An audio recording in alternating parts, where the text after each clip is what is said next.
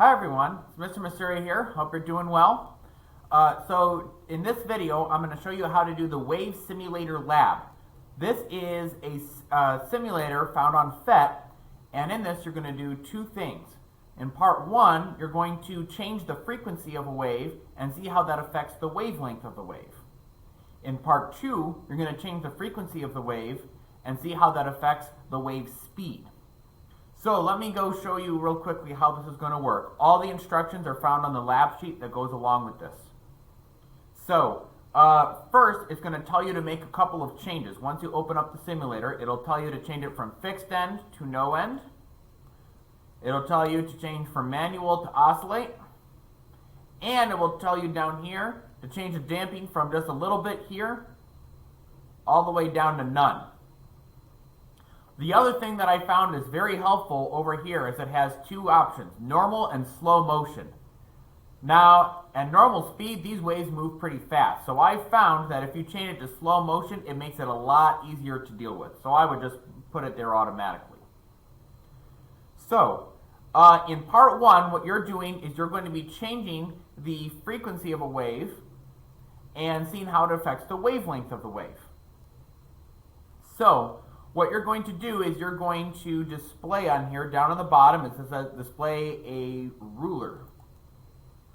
So there's two different rulers, and the one on the top, you can click and drag them. The one on top here is the one you're going to use. What you do is you wait for a new wave to start, and then you measure the horizontal distance from one crest to the next. That's the wavelength. So if I click and drag this ruler here, I've got this 0 mark right on top of that first crest.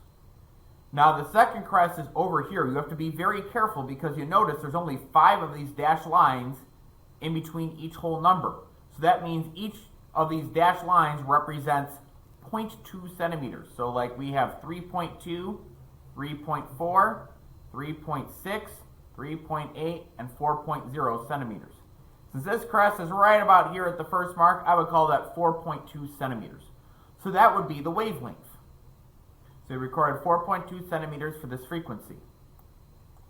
Well, we can unpause this, and then we can go ahead and change the frequency. I'll change it up to 3 hertz. You'll want to wait a bit for all the new waves to come through, and then once again, you'll pause it after it makes a new wave and measure the wavelength. So if I put this on here, I've got the 0 mark on this first crest, and the second crest looks like it's maybe halfway between these two marks, halfway between 2 and 2.2 centimeters. So I'm going to record 2.1 centimeters. That's the idea. So you repeat this for all the different frequencies, and then you'll answer some questions about the patterns you'll see. That's part one. Now part two does something a little bit different. For part two, you're going to have to display the timer here. Now this timer will keep track of the amount of time that has gone by in the simulator, which is very important because remember, we're in slow motion. So if you try doing this with like a regular stopwatch, it will give you the time you would have if you're viewing this at the normal setting. But I found this works much better with slow motion. So what you're going to do here is you're going to time how long it takes for a crest to travel from 0 centimeters to 5 centimeters horizontally. So what you do is you pause this. You start the 0 centimeter mark right on one of the crests. We're going to follow this crest over here. And then you start the stopwatch. Now the stopwatch isn't counting any time yet because we still haven't restarted our simulator. So we're going to wait for this first crest to travel until that crest reaches a 5 centimeter mark on this ruler. So we'll say ready, set, go. Now when we get close, you notice I paused before it actually got there. This button over here allows you to move it a little bit at a time, which is very helpful, especially for people like me who just don't have good reaction times.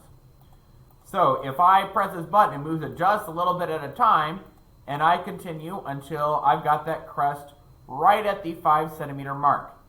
And then down here, it looks like I've got a time of 0.80 seconds. So that means that this wave would take 0.80 seconds to travel 5 centimeters horizontally. So in part two, you're going to go ahead and change the frequency to different values and use this stopwatch on the simulator to time how long it takes that wave to travel 5 centimeters. And when you're all done, you're going to answer those questions and complete that worksheet. So I think that pretty well covers it. You guys all take care and have a wonderful day.